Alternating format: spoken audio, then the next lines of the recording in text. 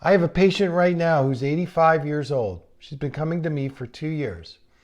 And she's dissolved her cataracts and she's starting to reduce her farsightedness. So that's another course. But she wanted a new prescription and I gave it to her. She gets the prescription and says, "Oh, this is blurry. I can't wear it." And I said, "Exactly. So you got to work with it." You know, you buy prescriptions, it's going to cost you money, right? And your expectation is, well, I buy it for a prescription, I should be able to use it. And in this particular case, the prescription that you may get, you may need to start using it outside the scope of your daily circumstances and routine.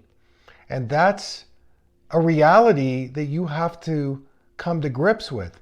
Because if you have an expectation, oh, give me the reduced prescription, and then I can use it to drive, I can use it to my computer, and you get it and you go, wow, this is challenging me a little bit. You've got to work with it.